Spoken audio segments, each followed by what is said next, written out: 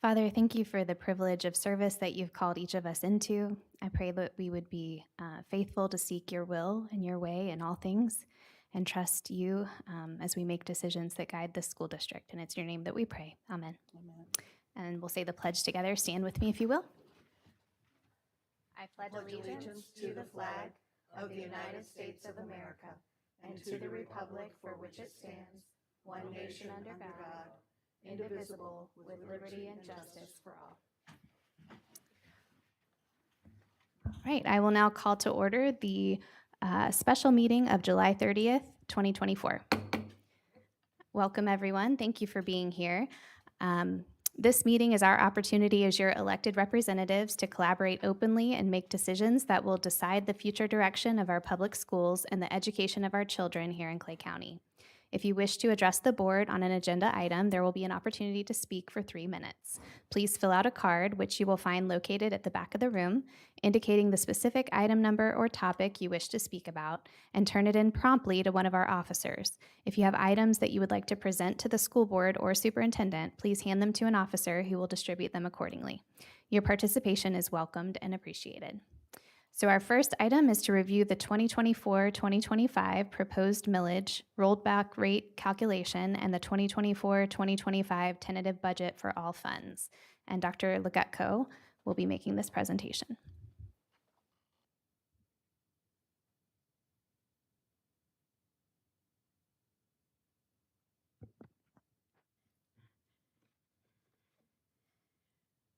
Good afternoon. Oh, evening. Is it evening or afternoon? Either one. It's late in the evening. Okay. Oh, good. Can you hear me now? Thank you. Okay. Mr. Superintendent, members of the board, our presentation today will be an overview of the 24-25 millage rate and budget.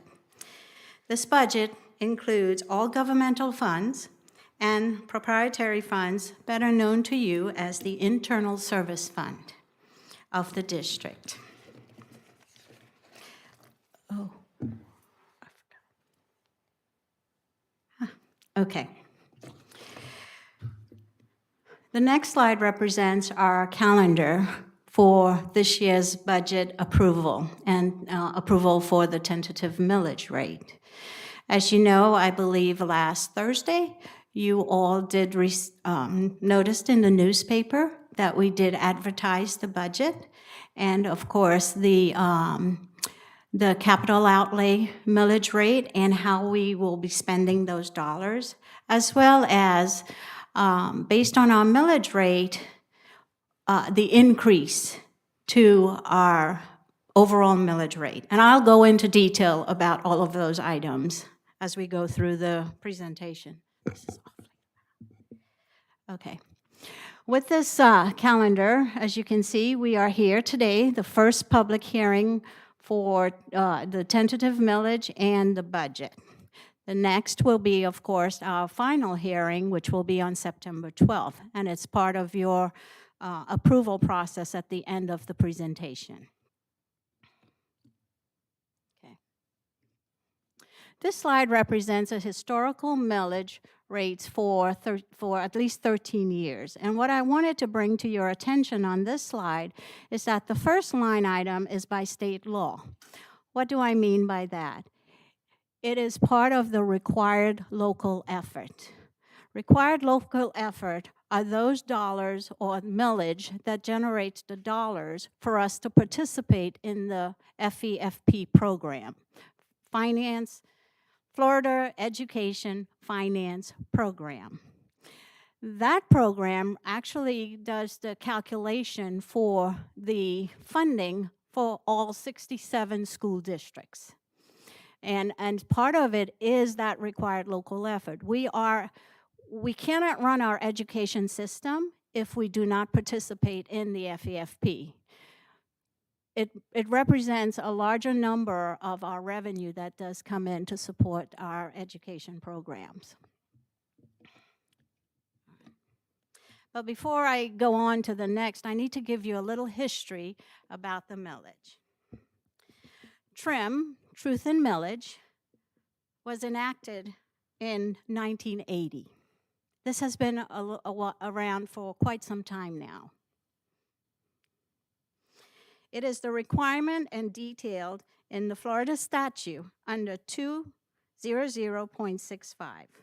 This millage, or the millage rate, includes the required local effort, the basic discretionary effort, and the capital outlay millage. There is also an opportunity for districts to levy additional voted millage. This additional voted millage is actually voted by the community, the taxpayers of Clay County. In July 19, 2024, the Florida Department of Revenue certifies the 2024-25 estimated property tax roll. That is the basis for determining the required local effort millage rate for the FEFP program.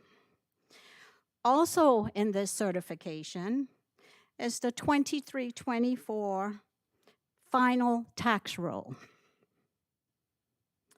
This is also required to levy the prior period funding adjustment millage, in addition to our regular millage.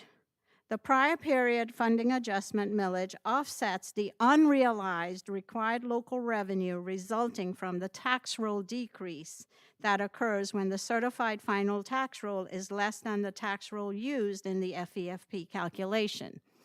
What that means is basically, remember during my presentation before, when I did the millage rates, I explained to you that the districts are required to levy 96% of those funds.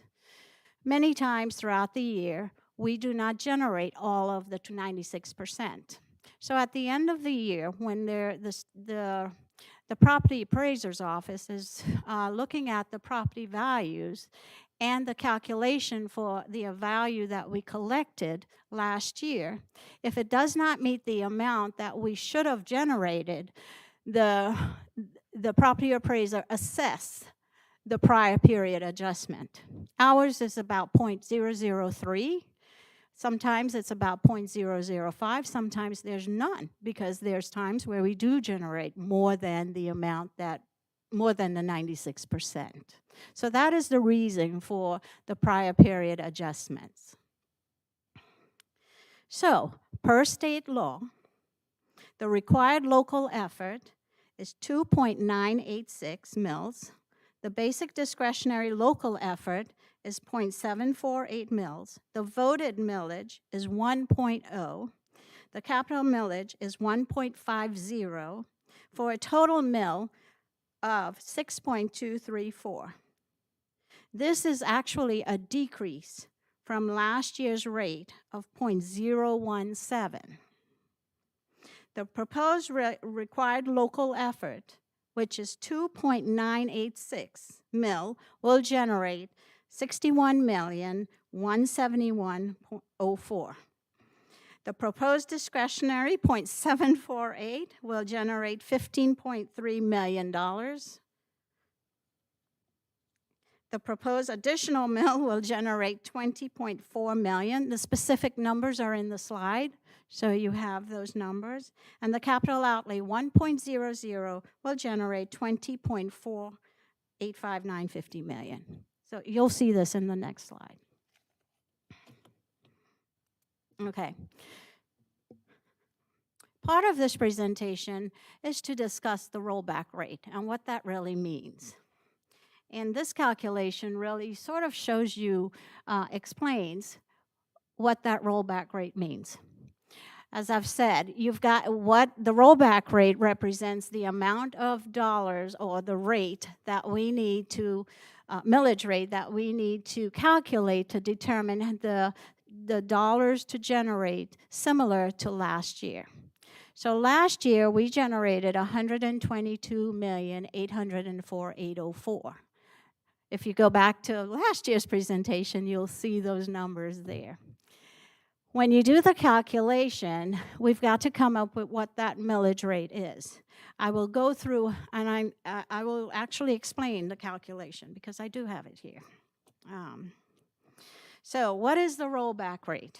The rollback rate, RBR, is the millage rate that would provide the same amount of revenue as the previous year's millage rate if applied to the current property tax roll.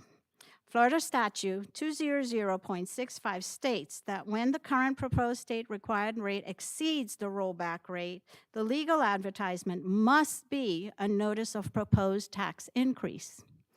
So when you look at our millage rate, last year it was 6.40. The rollback rate calculated is 6.140. The current rate is 6.234. That is an increase of the 0.17 that I indicated. Therefore, because of that, we have to advertise an increase to the millage. Okay. Trying to make sure I say everything.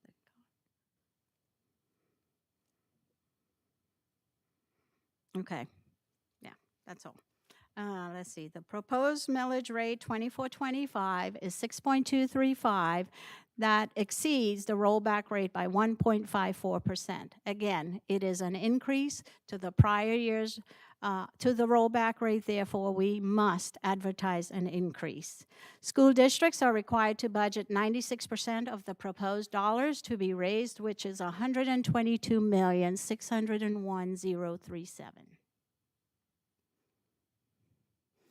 Okay, what does a mill represent in value, in dollars? You take the property value, the property assessor assessed our property for about 20,485,950,127. The collection rate required by Florida statute is 96%. The value of 1 mil represents 19,666,512.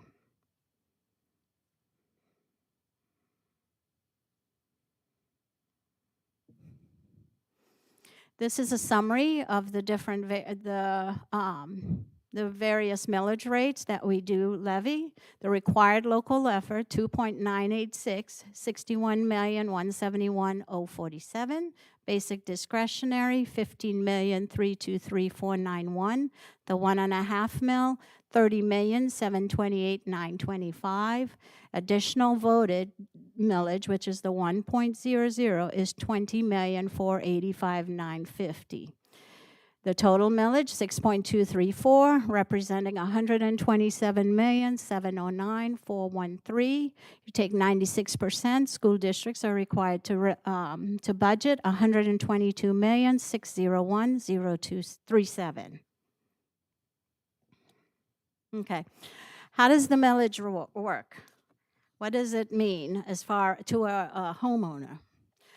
Looking at scenario 1, you assume there are no increase to your property value. So take a value of about $280,000. Your 23-24 millage was 6.404. Last year, that is the millage rate that was approved. Your 24-25 millage is 6.234. That's an increase of 2.65, I'm sorry, a decrease of 2.65 mils.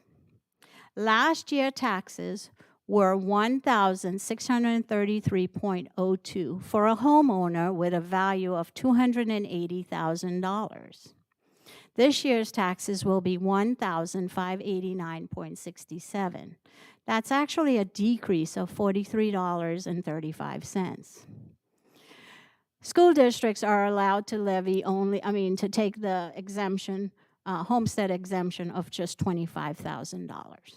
So basically, that value that was calculated is not on the $280,000, but it's on the $255,000.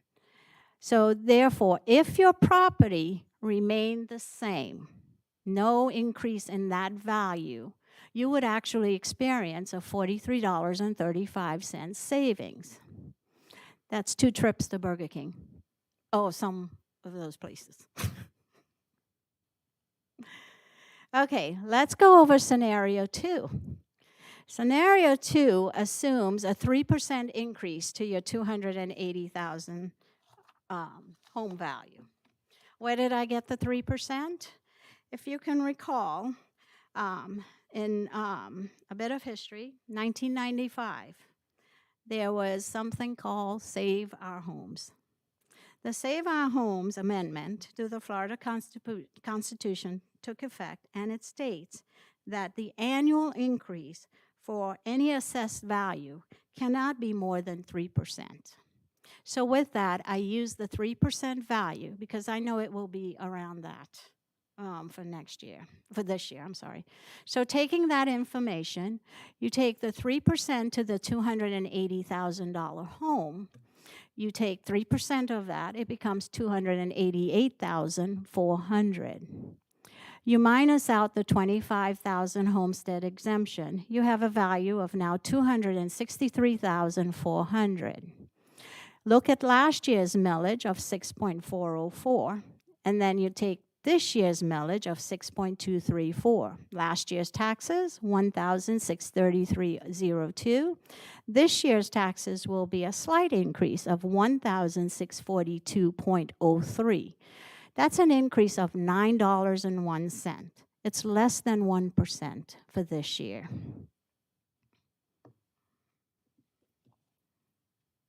Okay. All right, so moving on. Our next slide represents our assessed values over the last 13 years.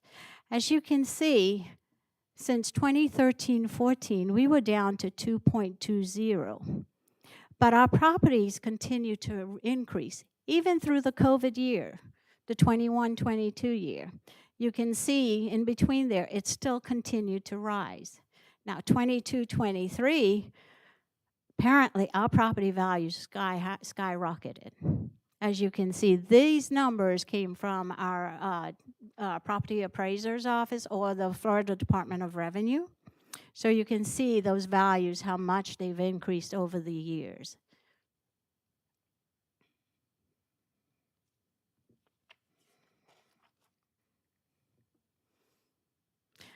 Okay, in last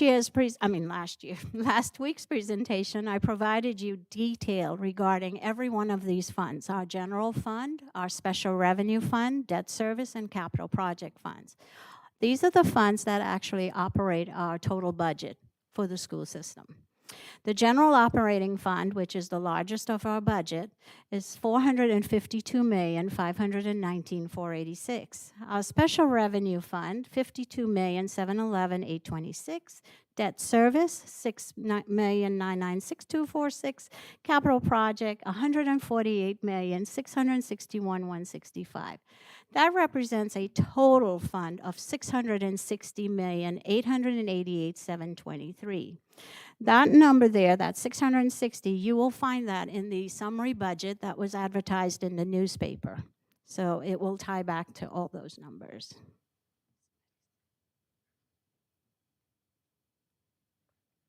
Okay, so now we'll get into the specifics of the general revenue, which is the general operating fund, the 452. So what represents, what brings in those dollars? Okay, you can see here, the total dollars brought in, again, it's 452. This is just the revenue and the other financing sources. It does not include the fund balance. The fund balance is included in the overall budget. But this just represents the funds coming into the general fund. And it's represented by state, local, federal, and of course some transfers.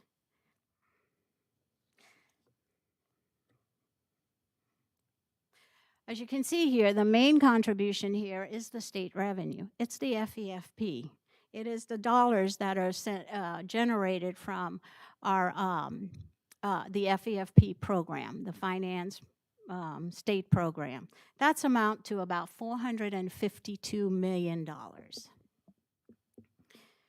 And that represents 68% of our budget. The special revenue within the general fund, there's two kinds of special revenue. There's the general fund, and then there's actually special revenue, and I'll go into detail with that. But the special revenue from the general fund represents 52.7 million, 8% of our budget. That includes the student, that includes, I'm sorry, I'm going in, hold on, I'm sorry. The state revenue, local taxes are our required local effort. I'm sorry, I got off here. Hold on here, we're getting into it.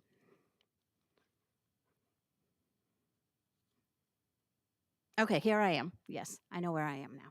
Okay, so the federal dollars are estimated to be about $3.4 million. And that includes our ROTC programs.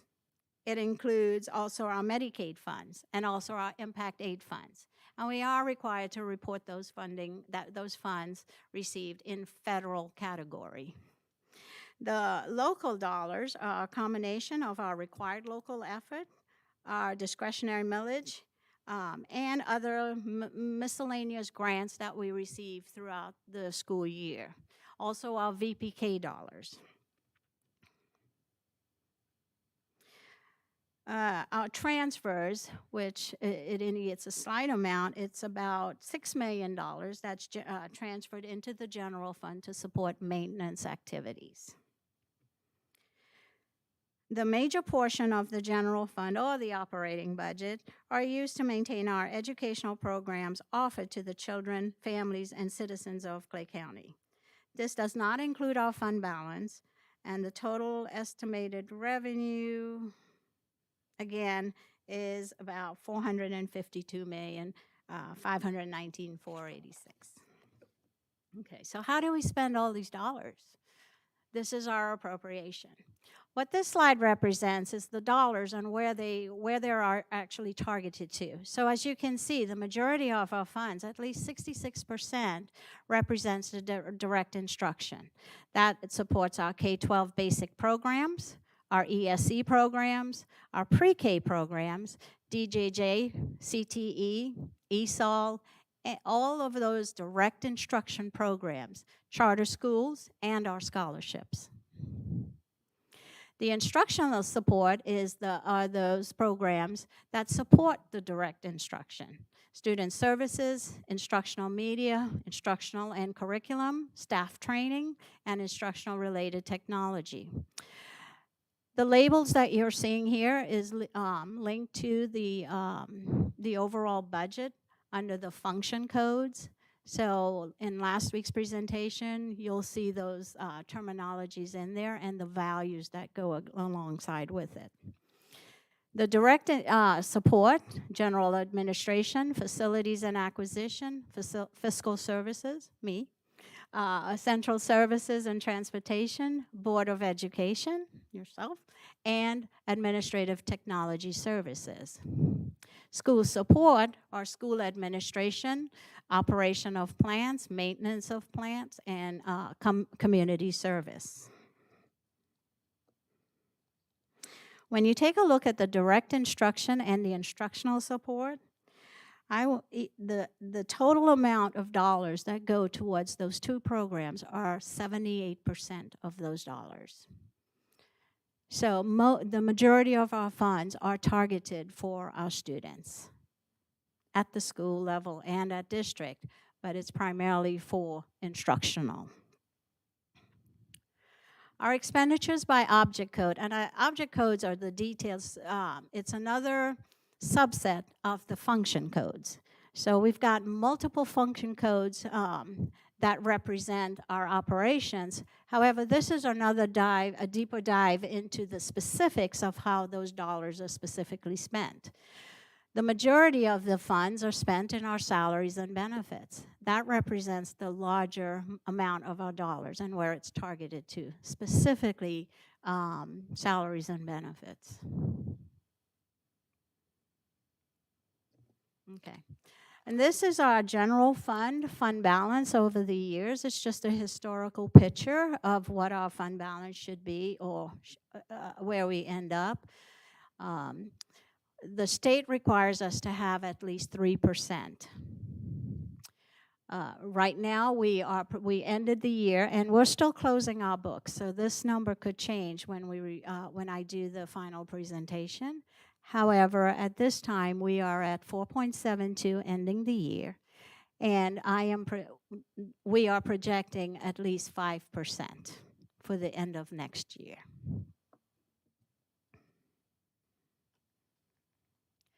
The next slide represents the 1 mil. One of the things I do want to say is the 1 mil is part of that general fund budget. So when you look at the advertisement, the total under the general fund or the operating budget includes the 1 mil. Because it is local, it is taxes, revenue that's generated from the local tax. Okay? The 1 mil. The 1 mil expenditure appropriations, expenditures are about 24.9 million, and it's detailed as follows. The instruction is about 2 million, or less than 1%. And that supports our district insurance program, and that is per directive from the resolution that was placed on the ballot. The operation of plant includes 10.5 million, and that's about 41% of the budget. 9 million, or 36%, represents the school safety services, and the other represents hardening of our schools, the operations, the hardening of our schools. Maintenance includes 214,000, less than 1%, and that's for support of the school maintenance. One of the positions I believe we support is the locksmiths, some of the locksmiths.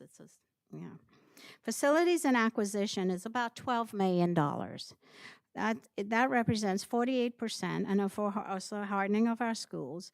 And I will discuss some of the projects that supports, that funding supports.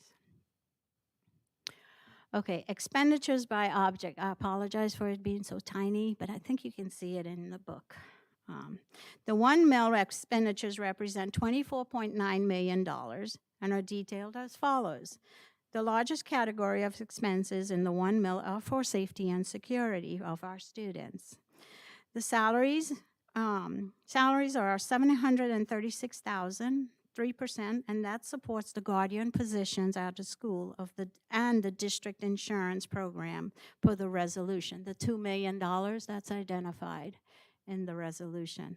The benefits, of course, we've got to, not the salaries, I'm sorry. The benefits, which is 2.3 million, or 9.2%, supports the 2 million for the health insurance benefit and also health insurance for our guardian program, for our guardian positions, which includes FICA, Medicare, retirement, health, and workers' comp.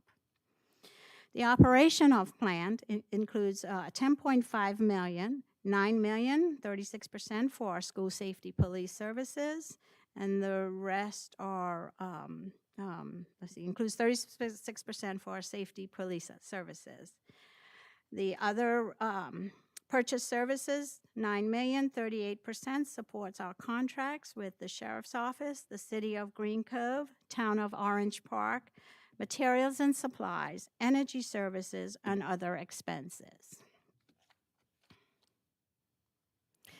The next slide represents the details of really how we spend those dollars. The $24.9 million, and it's broken down by the different pieces. The next slide that I will show is the safety and security of the school facilities and where that $12 million is actually being spent on. Oh, the other thing is on the first bullet there, the unaudited 23-24, typically that should be 0. But last year, that includes the transition cost to the Sheriff's Office. Okay, so that 12 million under the operations facilities, this is where that 12 million will be spent. It will be countywide, doors, repairs. These are the different projects specifically. I'm sorry I cannot go into specific schools because that would be a safety issue. So I cannot reveal that. The windows and HVC replacement are countywide as well, and the emergency communication are also countywide.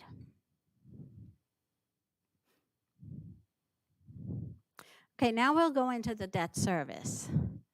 The debt service fund is a part of the budget as well, but it's also a transfer from capital outlay. The funds generated to support the debt is transferred from capital outlay. When I spoke to you about transfers, that's part of the transfer, which is about the 6.4 million. We have three areas of debt service. The first one is the special act bond. It's a racetrack bond that is held at the district office, the state office. It's about $150,000, and we do have interest attached to it, so therefore the total expected amount to be paid is $218,325. One of the things I do want to put in here is that a lot of these numbers could change. This is a budget. It is just the beginning phase of what we are projecting to occur, to be spent. Our COPs, the certificate of participation, our principal this year is $1,975,000. The interest is $2.6 million. There is a fee attached to taking care. It's a indirect type cost that the banks assess. It's about $6,100. So the total amount is about $4,607,624. The bus lease that we do have, it is considered a debt. So therefore, the payment for this year is $1,561,561. Ooh, that's a good number. $53,989 is the interest. A total of $1,615,549. So taking all of that debt together totaled $6.441498 million. And that is one of the transfers you'll see from the capital funds, the 1.5 mils. This slide represents our commitment to the various debt, our loan payment plan, as you would say. So the bus lease, we have 2 years remaining to include this year, and it's about $3.1 million to be paid. The special act bond, which is the racetrack bond that I spoke of, we have about $1.4 million remaining to be paid on there. And you can see the total interest there. The expansion, which is our COPS, as you all are familiar with, we just went through that COPS. Therefore, the total is about $47.5 million. The total interest for the COPS is about $21 million, 21.4. So the majority of our interest comes from the COPS. Our total debt without interest is $52,079,891.54 to be paid between now and 2030. I can't see that. I need glasses. Anyway, moving on. The total fees every year, it will be about $6,100. There's a slight decrease because of probably the amount going down. So the total debt, fees, and interest is $74,068,219.95. Okay, I'm going to move on. I'm trying to be quick. Okay, we'll get into the capital funds. I promise you I'm almost finished. Okay, our capital revenue is made up of state and local funds. The majority of our capital funds comes from the sales tax revenue, our impact fees, and our local tax dollars. The local tax is 1.5 mils, as I discussed earlier.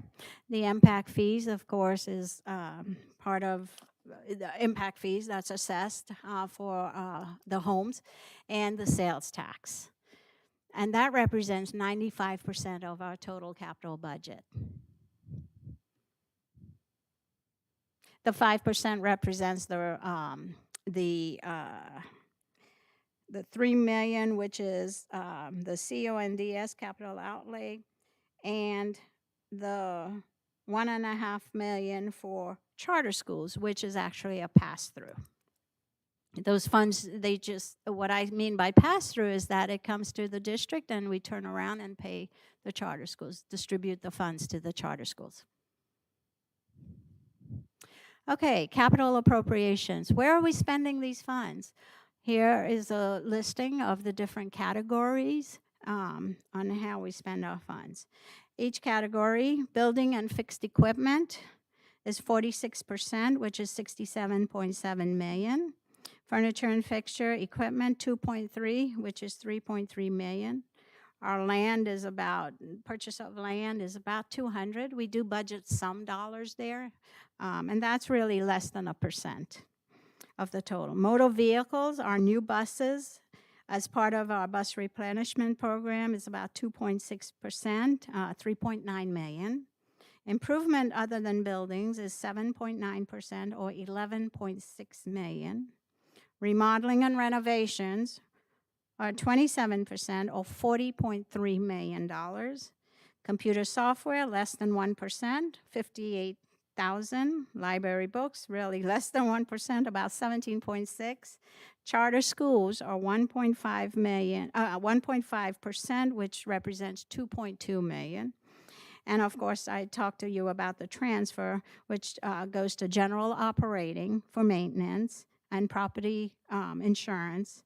And of course, debt service, which represents the bus lease, and any the fees for the payment for our COPs, our COPs, which is 8.2% and or the 12.2 million.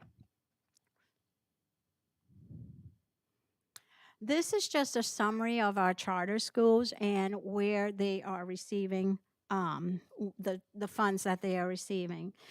In the past, they've received our FEFP, and that is calculated 5 times throughout the year. As you know, we have about 2 major counts throughout the year where we count our students. So like I said, this is a budget, and it changes. Throughout the year, we do have counts, the calculations that are done. The major ones are in October and in February of the upcoming year. What happens throughout that process is that the state requires us to send them our enrollment throughout that period for 1 week. They utilize those numbers, convert it to FTE, which is a full-time equivalent, which is 1.0, and calculates the revenue that we receive. So with that, this also affects the charter schools. So their funding is also adjusted. So at this point, I'm telling you that in the FEFP, they're going to get about, oh my goodness, I can't even see that, 20 million, I think, right? Anyway, so that number could change because of that, because of the counts throughout the year. The 1 mil is also calculated the same way. It is used, the FTE, throughout the October count and the February count. So it is adjusted at that point as well. The capital LCIF is based on COFTE, COFTE, capital outlay FTE. What does that mean? That means it's the same, it's our FTE that's counted. However, it's really based on a projection from the prior year. Not the projection, the actual from the prior year. It is done once a year at the end of that fiscal year. The state takes those numbers, utilizes it as part of our as part of my projection. And then at the end of this fiscal year, they will identify exactly what the COFTE actually was. And then I will make that adjustment to the charters to ensure that they receive the funding that's owed to them. COFTI are those FTEs that are in brick and mortar schools. So for instance, scholarships are not included in the numbers. Virtual education is not included in those numbers. So home school students are not included in those numbers. What else? There are certain things within the calculation that is not included in the numbers. So it's butts in the seats converted to FTE. Okay. Okay, we'll get into the federal programs. The federal programs include several different programs. We've got the food and nutrition, food service, special revenue for 20 contracted programs, special revenue, the ESSER, the CARES, the CRISR, and the ARP funds. I'll go into, okay. I'll go into the food service. Food service revenue is made up of some local, some state, and federal. The majority of our funds comes from the federal National School Lunch Program. That represents approximately 76% of the total budget for food service. And again, when you go through the previous presentation, which is available on our website, you can see the details on the numbers that these percentages represent.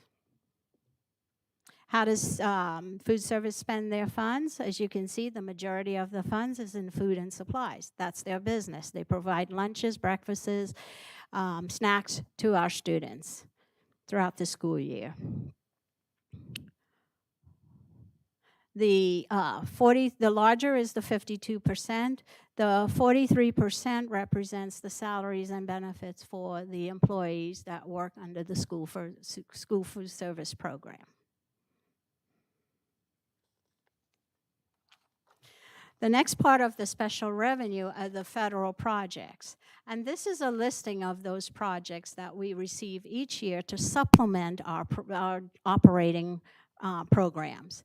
They're Title I, Title II, which represents principal and teacher training. Title III is ESOL. Title IV, Title 9, homeless. We don't receive a lot of dollars there. IDEA, one with the basic program, and then of course there's the pre-K. We do have CTE funds. It's the Perkins grant, and adult and community ed family literacy, and we do receive a little bit of SEDNet funds.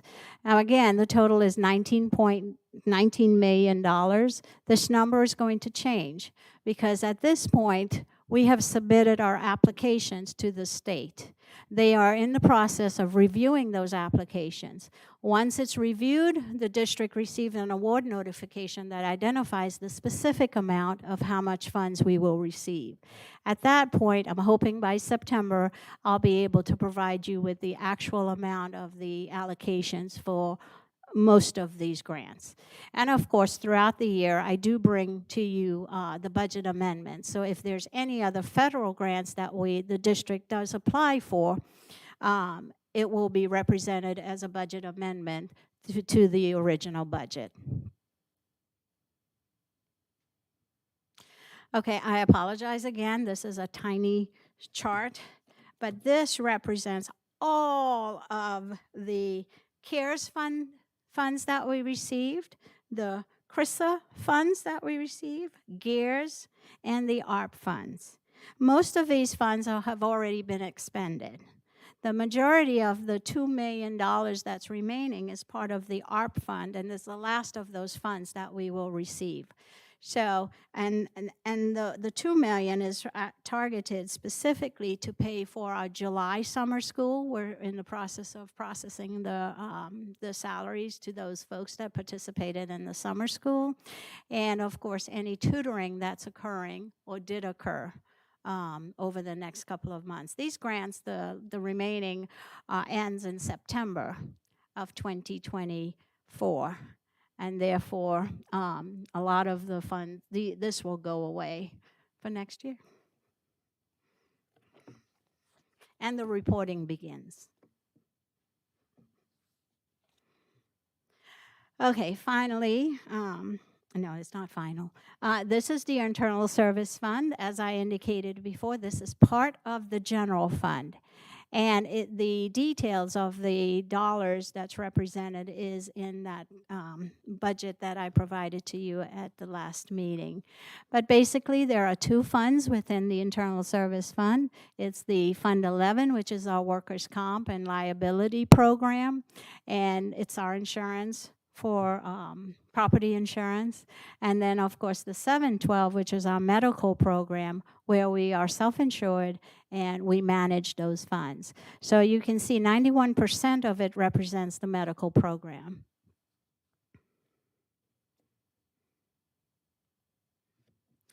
Okay, this concludes the information presented to the board as a public hearing related to the fiscal year 24-25, representing the proposed millage and the 24-25 budget. Upon your approval of the millage rate and the tentative budget, my responsibility is to advise the property appraiser's office of the approval of the board-approved proposed millage rates to include the rollback rate and the time, date, and place of the final budget hearing. With that, this concludes my presentation. Thank you very much. Thank you, Dr. Legutko. The next item is to have the public hearing for comments on the 2024-2025 budget and millages. So at this time, I'll open the public hearing. Anybody wishing to speak, you don't need a yellow card for this portion of the meeting. You can just approach the podium if there's anything you'd like to ask or add before we vote. All right, seeing none, I'll close the public hearing and bring it back to the board. Our first item is to adopt the 2024-2025 required local effort millage levy. I move that the Clay County School Board adopt the 2024-2025 final proposed required local effort millage levy of 2.986 with a proposed amount to be raised of $61,171,047. The required local effort millage includes basic RLE, required local effort, of 2.983 and a prior period adjustment millage of 0.003. Do we have a second? I second. I have a motion from Ms. Bola and a second from Ms. Skipper. Any discussion?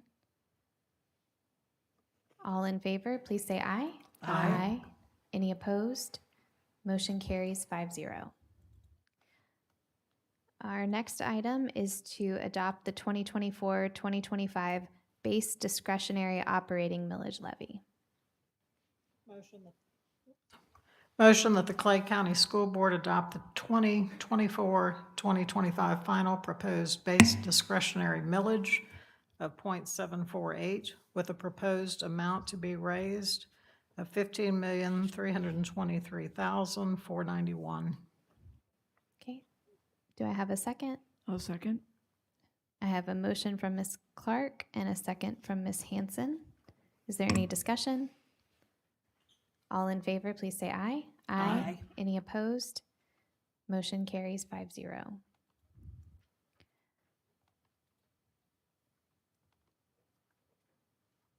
right. Our next item is to adopt the 2024-2025 Local Capital Improvement Fund millage levy.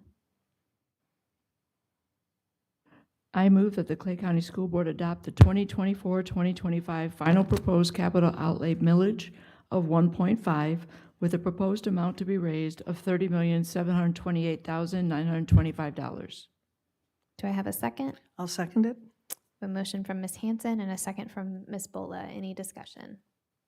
All in favor, please say aye. Aye. Any opposed? Motion carries 5-0.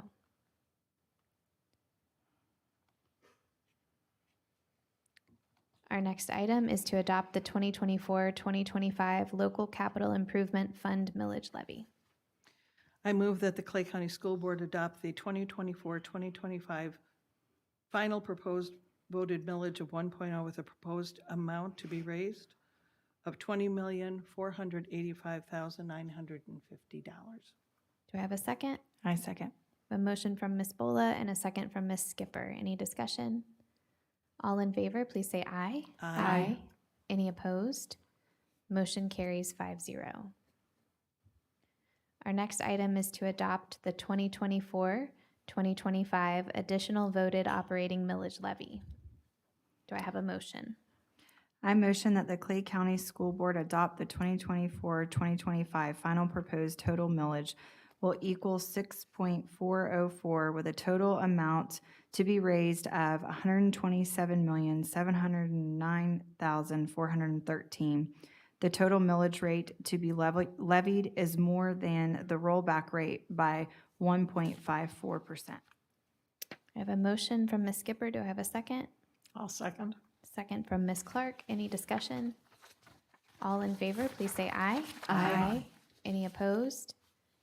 Motion carries 5-0. Our next item is to adopt the 2024-2025 total millage levy.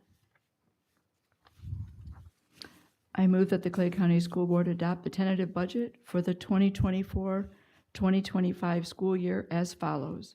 General operating in the amount of $452,519,486.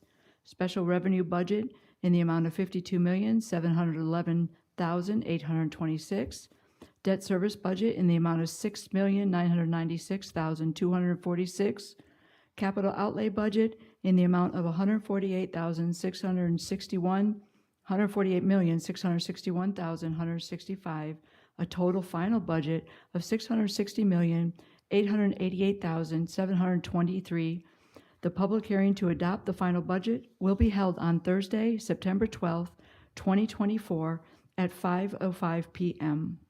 I second it. I have a motion from Ms. Hanson and a second from Ms. Bola. Any discussion? All in favor, please say aye. Aye. Any opposed?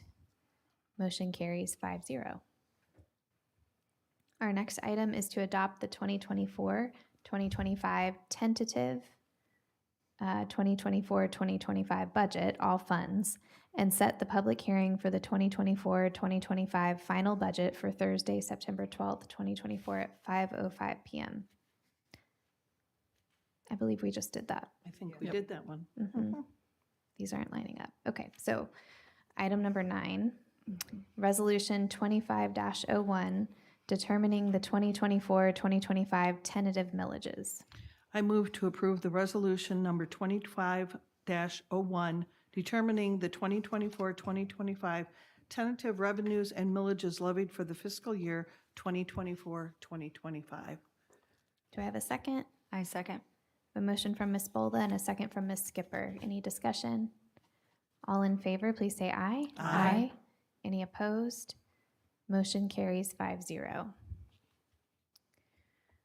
Item number 10, the resolution 25-02, adopting the 2024-2025 tentative budget. I motion to approve resolution number 25-02, adopting the tentative 2024-2025 budget. I have a motion from Ms. Skipper. Do I have a second? I'll second. Second from Ms. Clark. Any discussion? All in favor, please say aye. Aye. Any opposed? Motion carries 5-0. All right, our final item is to approve the tentative 2024-2025 through 2028-2029 educational facilities plan. I believe we have a presentation from Mr. Lance Addison, our Director of Facility Planning.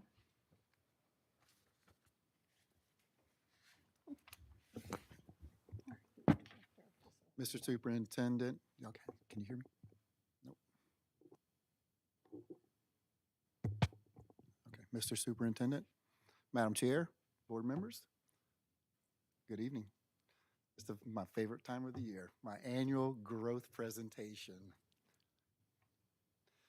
We're going to be going over planning growth capacity for the EFP. As you'll see, you can follow along in our EFP. The presentation is kind of like a condensed version of everything that's in the EFP. Our objectives are growth, enrollment, student data trends, areas of growth in the county, and projected school needs. Currently, we have 43 schools. Then we have 3 charter schools. We're projected to grow to 45 district-managed schools within the next 10 years. Right now, we have 2 wing additions under construction, hooray, and 2 more planned at our current schools.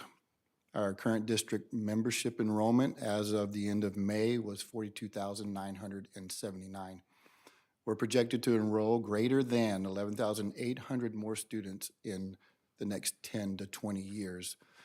Also, as you can see in some of the areas, we're looking to build, or they are building greater than 25,000 more homes over the next 10 to 20 years.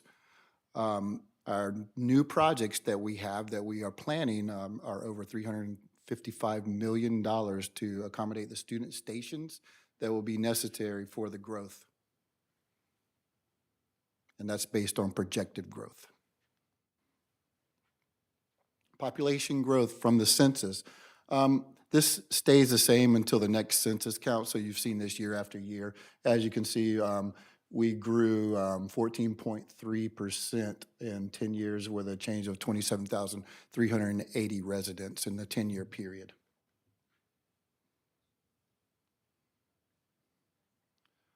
These are the latest estimates from Bieber. As you can see, the estimate from, and it's always from the 2023 estimate, so it's always 1 year behind when they do the Bieber estimates. So as you can see, the 2023 was 231,042. The total change from 2020 to 2023 was close to 13,000 residents, and our April 1st census was 218,000. You have population projections that Bieber puts out on an annual basis. They have a low, a medium, and a high estimation. As you can see throughout the years, they're projecting our high projection in 2050 will be 358,900 residents. That's quite a jump from the 231,000 that we are experiencing right now. And like I said, that's their high estimation. Even their medium estimation would be 290,000 residents.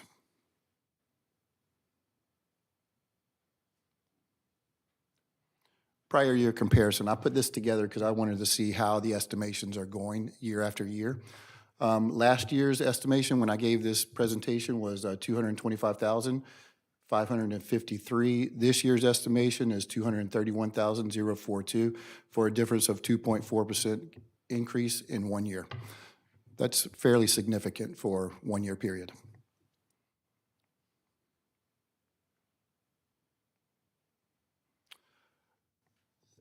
If you see our county, and if you can locate our county, we're just below Duval and right above Putnam. Putnam is the light blue, we're right above that. As you can see, we are the 10% and over growth during the change in population from 2010 to 2020. So Florida is growing, and our county is one of those counties that is growing fast like the rest of the counties.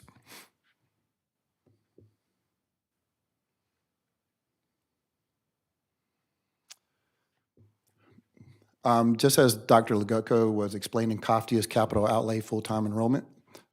Basically, it's derrieres and chairs. It's students in our brick and mortar schools. These are from the Education Estimating Conference. They come up with these numbers. It's based on a cohort survival method. They take the previous 3 years, add birth rates in, and come up with a formula to give an estimation based on in the next 10 years. However, these estimations, the Education Estimating Conference does not know our growth. They don't know what is happening in our county. So they do not take growth into consideration when they're doing these estimates.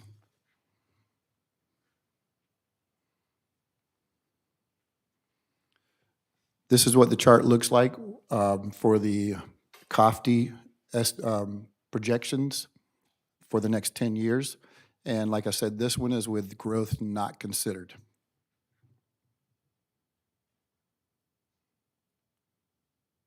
So what I do is I take the growth and I create the charts based on what I see in the growth.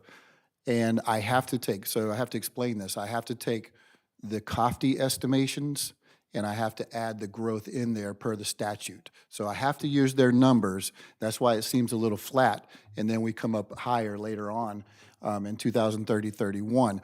I can explain that. I'll show you the growth trends in later, why I say that it's going to jump like that.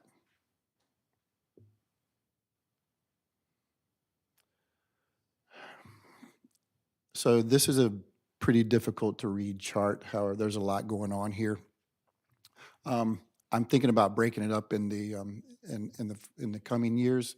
As we grow larger and larger, this is going to get smaller and smaller. Every time we add a school, this chart gets bigger and bigger. So we're going to have to start breaking it up to where I like it all together, because you can see the continuity and see the totals all together and kind of keep a good flow of what's going on there. However, I think the chart is getting too big, and we're going to have to break it up into different slides. What this is the growth estimation by school that I take once again, I take those COFTI estimations and I add the growth into it, and I apply it to each school in the district.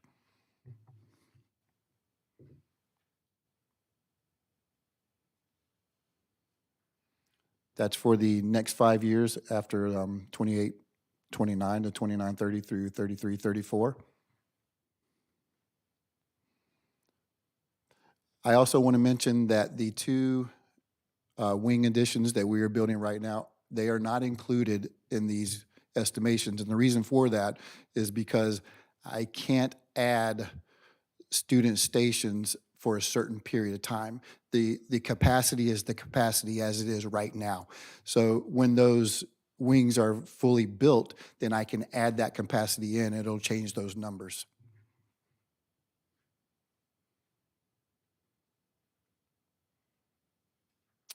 We're going to move into the growth where the houses are being built. This is projected long-term. As you can see, my AI over on the left, that's the entire county. All the pink, that's where the growth is happening. As you can see, it's all happening along the First Coast Expressway corridor. That's where all the houses are being built right now. Lake Asbury, greater than 7,000 homes. Oakleaf and Middleburg, greater than 4,000. Saratoga Springs, just that community alone is about 5,000 homes.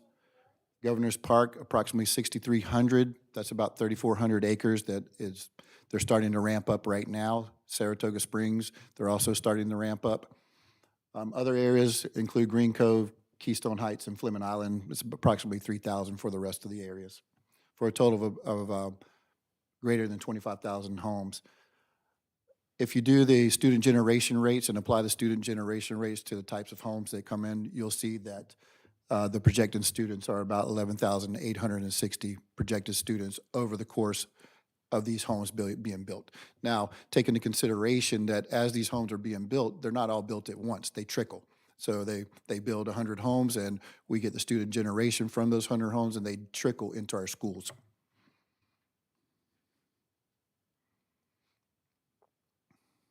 That's the overall outlook for just Lake Asbury alone.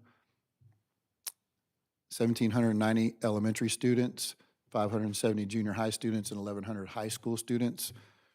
This is one of the reasons that we're building one of the wing additions over in Lake Asbury, because we need to be able to accommodate the growth. We can't wait for the growth to happen. We have to have the seats available as the growth happens.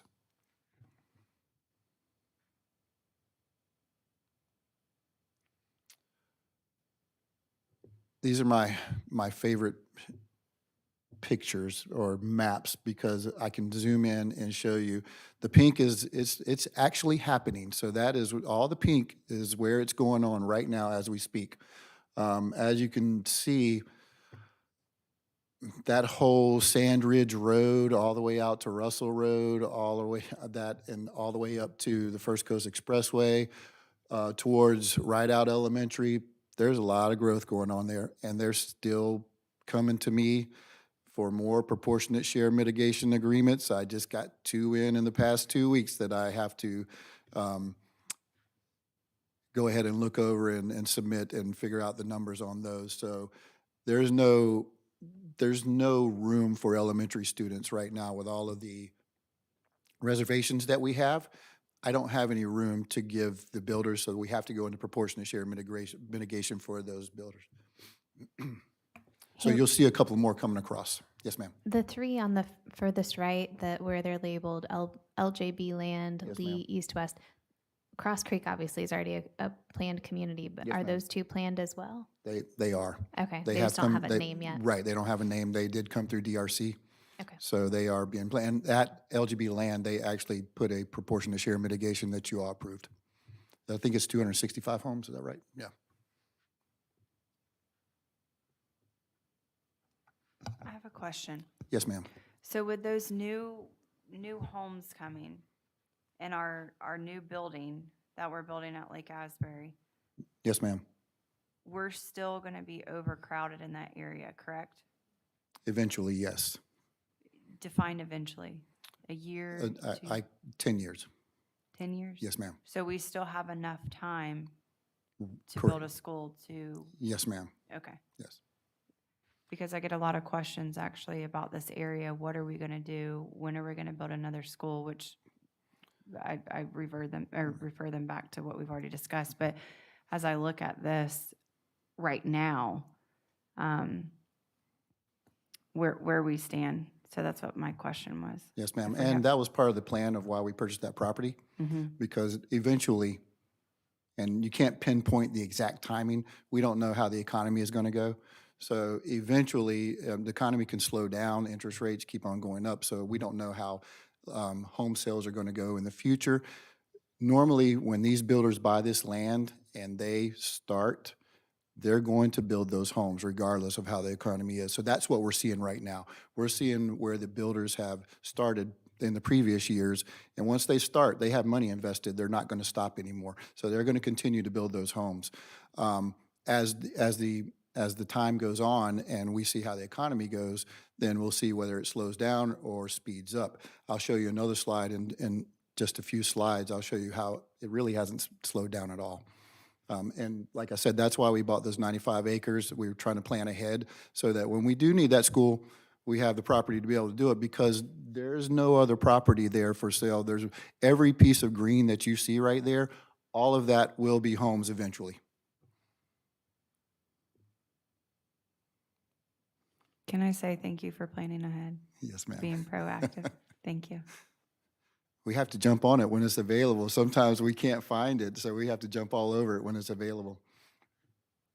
This is just without the numbers, and so you can just see a good picture of where the growth is happening. I love this program because it really tells me in real time of what's going on.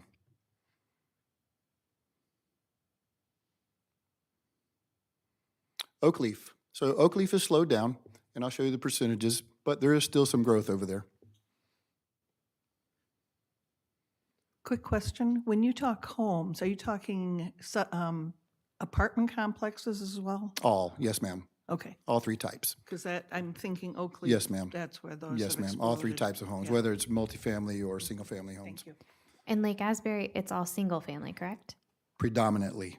Okay. I believe there's one development that's trying to come through that's, is single-family attached, which would be more of a. Townhomes. A townhome, Okay. right. No.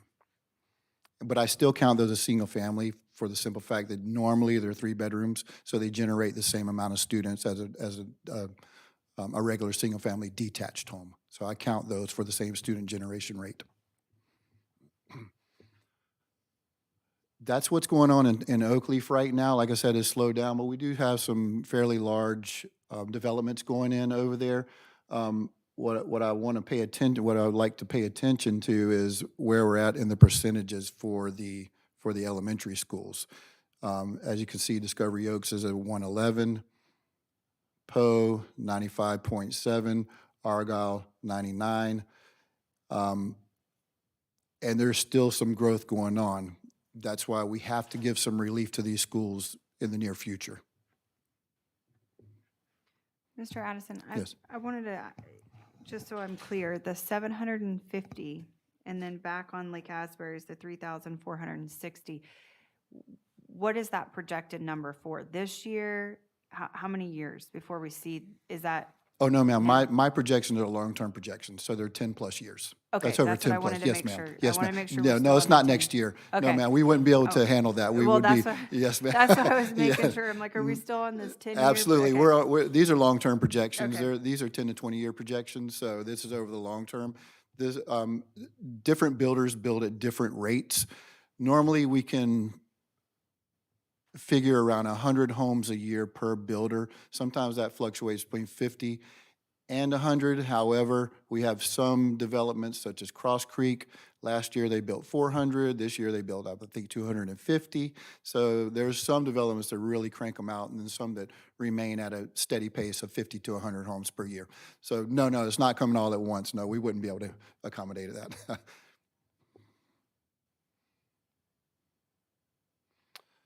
That's the active construction in Oakleaf.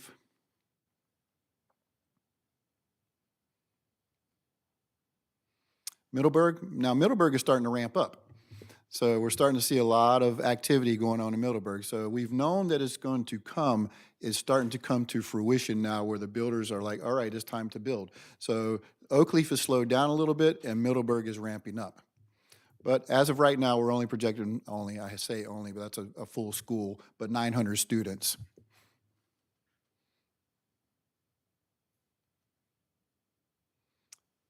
These are some of the developments going on in Middleburg. It's potential of greater than 2,100 homes. That's the student generation rates, 470 elementary, 140 junior high, and 290 high school students.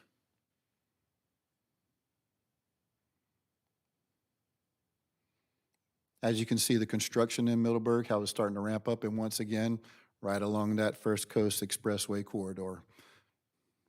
It seems like all the way from Duval all the way down to St. Johns County, it's all the growth is coming right on that First Coast Expressway corridor.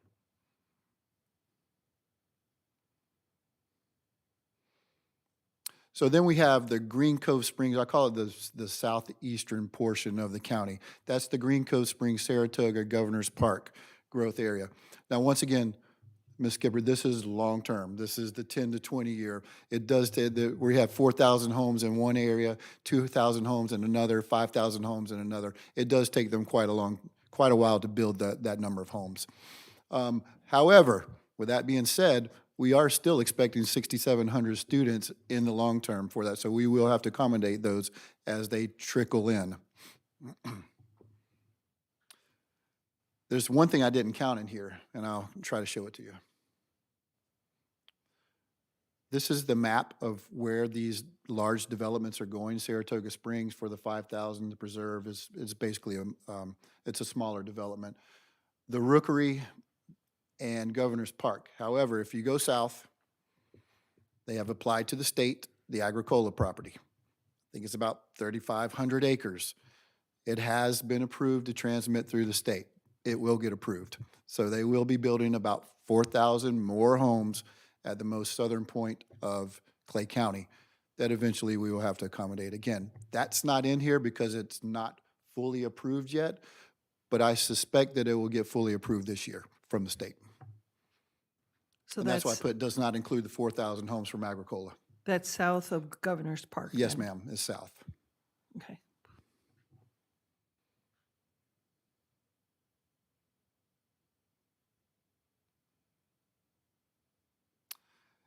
These are our certificates of occupancy. So our COs, as you can see, the different areas and where they are issuing the CO permits. Lake Asbury is still running strong at 633 in this past fiscal year at about 46%. They still are, that's quite a few homes in that area. I was doing the calculations today of just what Lake Asbury alone, the 633 homes generate. I was just doing some quick math. They're generating about 328 students just this past year. So that's over all three levels, though, elementary, junior high, and high school levels, about 328 students. We generate about 0.44 students per home. So that's how we come up with those calculations. As you can see, Middleburg has pulled in the second place. It's now outgrowing Oakleaf. And total 1,363. That is more than we have had in the past 2 years. So we are actually still growing even more. And then I also put in how many impact fees have been paid. So those are the COs, and then the impact fees that are paid, as you can see, that's 1,646. So during that fiscal year, there's another 300 impact fee permits that have been applied for. So once they pay those impact fees, they're going to build that home. So that's just tells you how the trend, the very near future trend is. Are there any questions so far? I have a question. Yes, Has ma'am. anyone done a study as to the timing of when all of these developments were approved in relationship to when they began building them? Because I know from when the whenever group approves the development, Right. some of those were done years ago. Correct. For example, Saratoga Springs in 2000. Governor's Park has been 10 years. So it's been a long time. There are quite a few that have been around for 20-something years, and it's taken that long for them to either, wait for the economy to ramp up for them to make it feasible to build. But yes, ma'am, there are several of them that have been around for a long time. And then you have some of them that as soon as they get the land, as soon as they purchase the land, and as soon as they get a concurrency from me, they're building. So it just depends on the builders.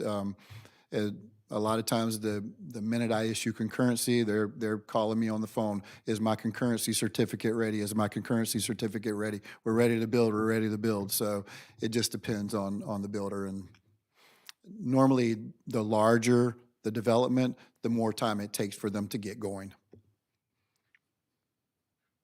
I have one more question Yes, ma'am. too. So as we look at these numbers Mhm. and we see Lake Asbury being the highest in growth and Middleburg, I know we've added, and Oakleaf, we've added the building in Oakleaf and we've added Lake Asbury. And the other schools that we've talked about with prediction would be Lake Asbury and south of Green Cove. But do we have projections what we're gonna do for Middleburg? Yes, ma'am, we Okay. do. We're looking at other classroom additions at other schools. For example, after the 2 builds that we're doing right now, we're looking at Rideout, which is kind of considered, it services both Middleburg and Lake Asbury, and it's starting to fill up. So we're looking at building that one next, and that'll help relieve some of the Middleburg area. And then we're looking at Coppergate in future years. However, we have to look at what do we need right now. Right now, we have to take care of Lake Asbury. Yeah, so, but yes, ma'am, we are looking into the late future to make sure we plan to put the student stations where they are needed.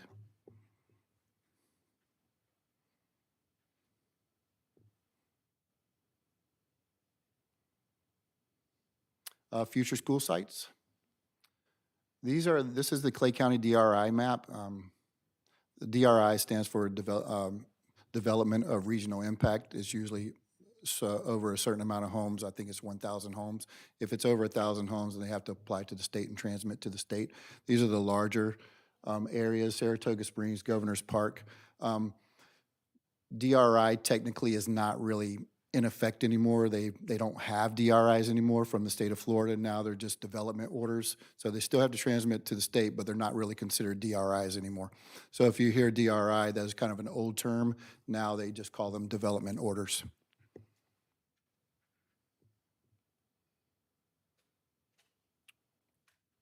In Saratoga Springs, we have, we're planning on the high school in Saratoga Springs. We're looking to begin building at the end of this decade, maybe 2030. We have to start designing and planning a little bit earlier in that, maybe a couple of years earlier in that. It's going to be an expensive school. And then we're also looking at sites down by 16, at 16 and 218 for possibly another elementary school because of the growth that's going on over there.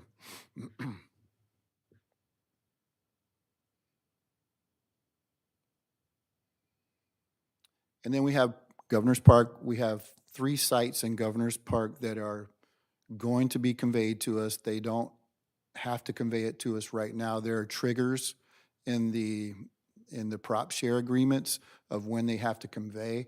And as of right now, we don't technically own the property. As they build the homes and a certain amount of homes are built, then those are trigger points, so they have to convey that property to us. And those have already been pre-planned areas that we have approved of where these sites are going to be. And also, and this is long-term again, we're looking at a high school and 2 K-8s in that area to service Governor's Park and the Rookery and all of those areas.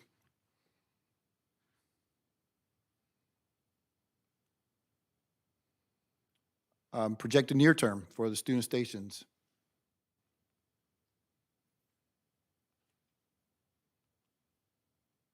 Okay. Took a while to populate. As you know, right now, we are under construction. For Oakleaf Junior for their classroom additions is 32 classrooms, and Lake Asbury Junior, that we are building them concurrently. Both of them 32 classroom additions. They're going to add about 704 student stations to each of those schools. I mentioned that we're looking at Ride Out next. We have to start the planning phase for Ride Out Elementary. Probably looking at about 12 classrooms on there. That's probably all we can get approval for from the state. So we have to get approval for all of this before we can build. We just can't just go out and build whatever we want to. We have to ask the state and prove that we need these student stations. And then we're looking at Lake Asbury Elementary following Ride Out.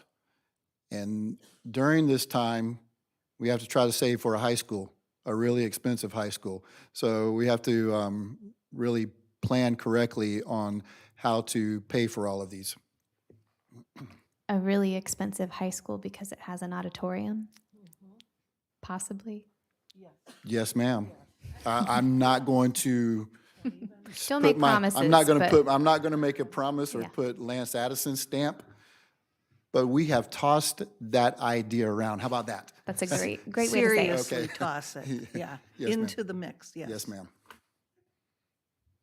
So is that why it's 200 million now? Because when we talked about a high school, we were thinking 130. Okay. Construction costs are Are they don't know, going up? astronomical. you They know? keep going up. I'm joking. Just to put it in perspective, okay, and I know that their wind loads are a little different in Sarasota. Sarasota is building a school right now. It's costing them $310 million for a high school. We hope that our wind loads are a little less than Sarasota's wind loads, but we have to take into account that we won't build this school for another 6 years. How much more will construction costs go up in those 6 years when we do start building it? So honestly, yes, we were looking at 130, and then we said 150. And now I'm looking at about 200 to 210 based on my calculations of what we're paying for per square foot and adding on a percentage based on the consumer price index. So I take the square footage and I take the consumer price index, add that percentage on, coming up with about 200, 210 million right now. Hopefully it'll stay flat.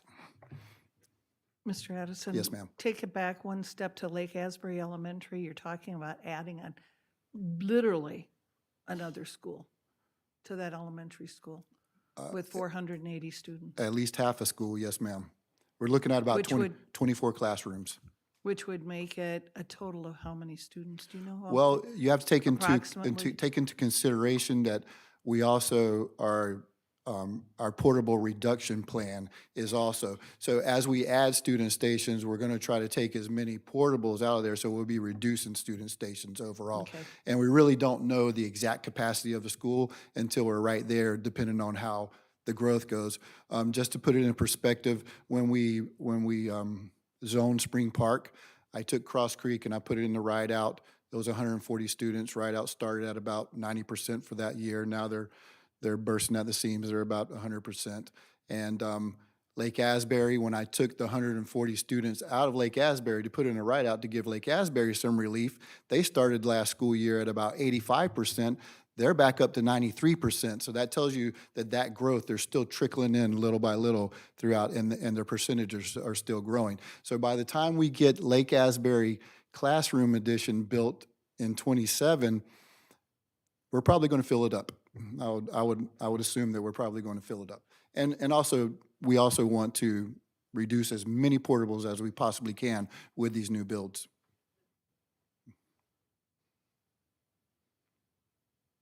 Now, do we get any extra, I know this is kind of laughable, but I gotta ask just so the public can hear it too, but do we get any additional funding for being a high growth or That's a great question. cost? So there is something in the statute, and I would have to read it, so don't quote me on it, that if you are a high-growth district. However, when we talk to the state, and I talk to the state quite a bit, the Office of Facilities, OEF, in this educational facilities in the state, they ask me a question. They say, well, do you have mill? Yes, we do. Do you have LCIF? Yes, we do. She says, you're not getting any money. So you have to have a 1% growth over a certain amount of time, year after year, to be able to qualify as a high-growth district. So we fund ourselves, so we're kind So of in a, could we not be there by 2030? well, it's a year after year, so it's based on a 5-year historical growth pattern. And some years we do qualify. However, over the past 5 years, the COVID year really hit us hard, and that kind of took us out of qualification for that. So we have to restart. We got to restart and start the 5-year period over again. I'm just asking And these questions I'm so gonna, we can all I'll look up the understand. statute for you and kind of, Okay. and figure out the math so that I can go over it, and then I can have a little bit more knowledge up here and talk to you about it. So I don't want to say anything and put my foot in my mouth and, well, you Yeah, said. and I don't mean to put yeah, you on the but I just spot. want to I make just- sure I'm correct. But there is a statute for high-growth districts, yes, ma'am. Okay, because I think a lot of times people don't understand. They ask us, why does the school cost this much? Or why haven't you built more schools? Or why haven't you done that? But don't raise my taxes and don't add another mill or don't do that, so I think asking these questions is good for the public to also understand what we are facing with as a board with high growth, high construction costs. Yes, ma'am. And are we utilizing everything that we can to not raise your taxes, to not, to be conservative with our money, to be responsible with our money, but at the same time, are we maxing out other options, state, federal, all those dollars? Yes, So ma'am. I just wanted Yes, ma'am. I don't mean to put you on the spot. No, but no. I want to also put it out there so people can hear. I have calculated that before, and if I remember correctly, the reason that we could not apply was because of the COVID year. It did not give us that, it actually had a negative growth in that year. So over that 5-year span, it took us out of the running for something like that, and I would have to recalculate it again. If you look at COFTI numbers over right now, and the only thing I can say about this is that probably the scholarships, just like Dr. Gutko said, we started at 2 million, now we're up to 15 million in scholarships. Our COFTI numbers have kind of remained a little bit flat as of late. So that would take us out of the running right now because that's not a 1% growth overall. Well, how far, the cost of student stations, Yes, ma'am. how far is that behind actual cost? Do you have an idea of what the state considers? Because I think we had a conversation about how the money they say we should spend is nowhere near enough. So the cost of student station is not in effect anymore. And so if there was a lobbying point, Right. that would be an area possibly that we could have So- high interest in maybe is, Well, so there was, at one point, every time we do new construction, we have to give a cost per student station. And our cost was always above what the state says is allowable. But they don't give us any additional money for it. They've really just given us an exemption, and it's across the entire state, given us an exemption of you don't have to meet the cost per student station because nobody can do it right now at what it is. But they don't give us any additional money if we're over. And we say, well, we couldn't because of, market conditions and, just general costs and construction. And they say, well, okay. We just say, this is how much it costs and this is why. And they say, okay. They don't give any additional funding, unfortunately. They provide a chart that also has a projection throughout, I think it goes right now up to 2032. And it's the CPI index that I use to calculate cost of student station or future cost of student station. However, what I do is I go into the Office of Educational Facilities, and they have, every year, they're a little bit behind right now, but every year they produce actual plant cost, what the state is averaging overall to build a plant, which is everything included, the right-of-ways, everything. So I take that average, and then I multiply a CPI index factor to that to how I calculate cost of student stations for the future.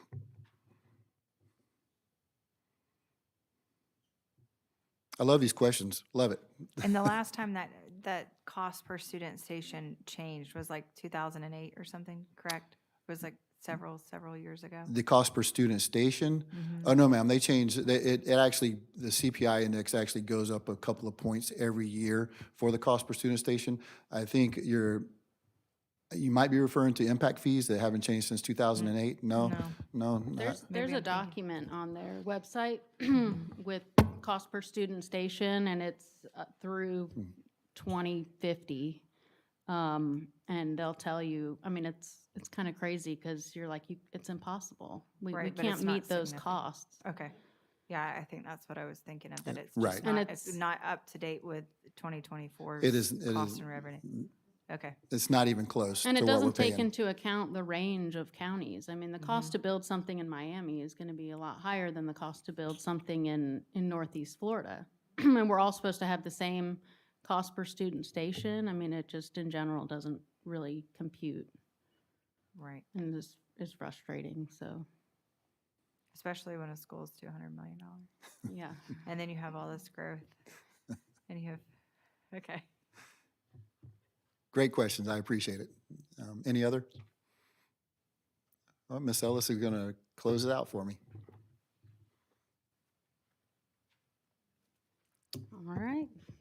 Thank you, Lance. He does a great job. He does follow the growth on a daily basis.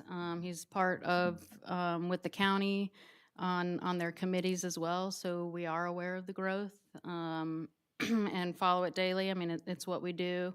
I don't want the public to think that we're not aware of what's going on and that we have a plan.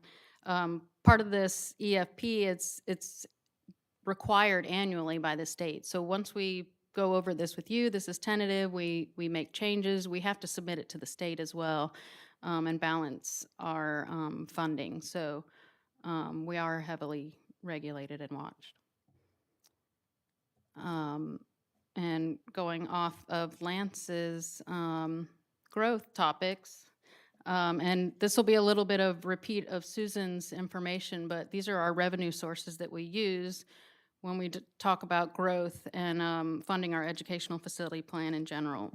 So these are the different fund sources, and as you guys keep hearing, these are categorical funds, and you can see how they're broken out. If you look on page 21 of the EFP, it does have each a more detailed description of what each fund source is and what we can use it for. So this is each fund source, and these are the projections of what we're anticipating to receive for each of those fund sources. We do work closely with Susan, and this again is just more of a breakdown of her pie charts, even drilled down even further. So you have our capital, and that's the property tax, and then CO and DS is monies that we can only use for classroom capacity and PPL, which is approved by the state project priority list. Again, you realize that all of these have, these are all categorical. We can only use them on certain things. So I want to point out after Lance's presentation on growth, you see in 28-29, our bottom line, it has another COPS. The 28-29 COPS for 175 million is that high school that we're anticipating in Saratoga Springs. Our estimate right now is 200, 210. We plan to save over this period of time some of these categorical fundings, the CONDS monies that we can use for classroom wings. Some of those monies will roll every year to save for classroom wings and other projects. We can also use portions of mill money on classroom wings. If we're doing anything safety related on new classrooms, we can also use mill money on that. But just wanted to point out that in 28-29, we are expecting to have to go out for another COPS at that point. So the current projection is that we would borrow the money in 28 and begin building then? Yes, so And we then would, we would open in 2030 with the new high school? yes, Okay. yeah. A high school build's going to be at least 2 years. But we would start 28-29, and that would be getting the architect and engineers involved in designing. This is a table of everything that we use, everything that we're obligated to pay. So all the money that we receive, that's what's coming in, this is what's going out. You can see our COPS, what Susan mentioned, that's everything for the new classroom wings for the next 5 years. We pay for district-wide equipment. Property casualty insurance is $2 million. We pay for our maintenance department out of this funding as well with $5 million. District-wide technology, that's part of their plan as well. They have it detailed in there as far as what upgrades they have coming, the computer upgrades, and what schools that we're putting in new technology. The transportation department, that's the bus lease that we have the 2 years on, and then the bus maintenance plan will be purchasing anywhere from 10 to 20 buses from here on out. And then, of course, the charters. And again, these are all projections, and we base this on an estimate of about, right now it's about 2% per charter. But as you can see, the grand total going out is 22 million. And when you say bus lease, you're talking about a lease purchase. Correct, They don't yes, go correct. We just- will own those A lot of people buses. think that, oh, gotta turn it in. Oh, no, we will own those buses. So just going back to, here's all the fund sources, here's what we pay out before we look at facility type projects. And then we have a list in the back of the EFP packet of every line by line, every project that we plan to do this year. And that includes mill money, mill projects as well. And this is just a snapshot of a general idea of the projects that we're planning to complete this year in the EFP. Quick question, Ms. Ellis. Mhm. The project worksheet goes through 28-29, five-year plan. Yes, And if we don't see something on this list that we may have seen in the past, can we ask you about it afterwards? sure, absolutely. Just a couple of Sure. schools that I frequently hear from. Oh, okay, sure. And this is tentative. Got it.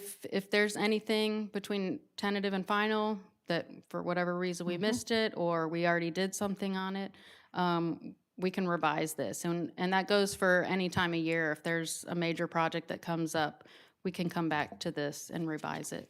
And here again, it also helps then to discuss it with you, because what I'm reading and what a layman might be reading might have a different Sure.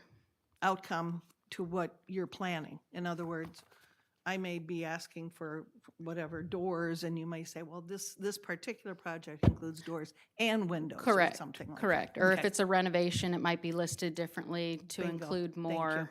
Yeah, Okay, thank you. okay. That's all I have for capital projects. Yes. I have a question, just because we talked about this the other day.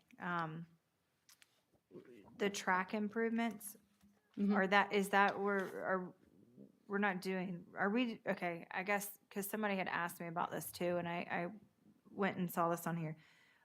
We're not putting in rubber tracks at every high school, or are we? We are. Okay, so that's what this track improvement would be. Yes, what school specifically are you? Well, right here, I'm looking at Fleming Island High. Oh, okay. Just because I'm on this page. But it Yes. says, okay, so that's what that would be? Yes. When you see that, okay. Mhm. Yes, all the high schools will have the rubber tracks. We have, we're finishing up Clay High right now. Okay. We had to tear out all the asphalt, and they will, at the beginning of '25, do the rubberized track, followed by Oak Leaf High and then Fleming Island High. Okay.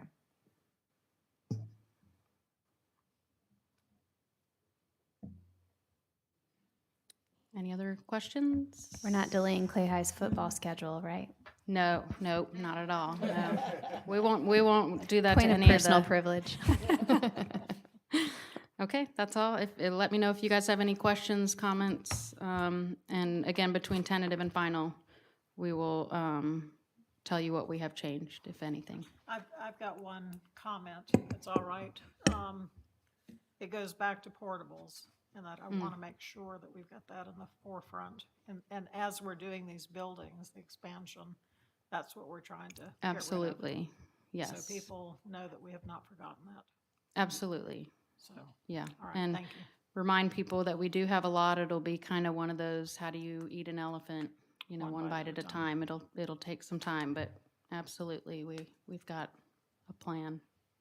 And I just want to say it's a wise plan, because I see that you're doing it in areas where the growth is paying for those additional buildings. And so once we're able to build another elementary school, then you can take a lot of those portables offline that way. I think it's very financially responsible. So I appreciate your foresight and your planning. Thank you. I was wondering if we could make kind of I think we talked about this before, should have like a bar graph somewhere, to show the Portable Reduction Act going. There are districts that actually do that, so we're about to put up these 32. That would be a real nice start to the visual that people could actually see where that, as it occurs, I guess. And I know it's a big number, Yeah.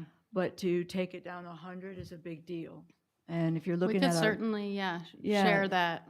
then they have as it we in like chip a away central at it. location, like on a wall, where they display the progress that they've made. Yeah, on our website. And you have portable celebrations, when you reduction get plan. 10%, that's a big deal, Yeah. And we are making big strides to that with these two new yeah. additions, so. We reach a certain percentage, and then Josh has a barbecue for everyone, invites everyone. Are we burning portable wood for that? I don't think I'd eat anything that was cooked with that. I'll sign him up for that. He'll love me for that too. One more thing to add to this list. All right. Our next item then is to approve the tentative 2024-2025 through 2028-2029 educational facilities plan. Do I have a motion? I move approval. And do I have a second? I second. Motion from Ms. Bola, second from Ms. Skipper. Give everybody a chance to refresh their computers. All in favor, please say aye. Aye. Any opposed? Motion carries 5-0. Madam Chair, before we move forward, on agenda item number 7, we made the motion to approve the total millage. It was stated 6.404. That was last year's number. It was supposed to be 6.234. I think the board needs to make a motion to amend previously adopted agenda item 7 to state 6.234 as the total millage. It doesn't change any of the numbers. Motions 3, 4, 5, and 6, or agenda items 3, 4, 5, and 6 total to 6.234. Okay, so can I have a motion to amend the action taken on item number 7? And the motion would be that we would change the millage from 6.404 as previously stated to 6.234. Do I have a motion for approval of that amendment? I'll make a motion to approve the change from 6.404 to amend it to 6.234. 3-4. 3-4. Do we have a second? I'll second. Okay, I have a motion from Ms. Hanson and a second from Ms. Skipper. Any discussion? All in favor, please say aye. Aye. Any opposed? Motion carries 5-0. Thank you for catching that.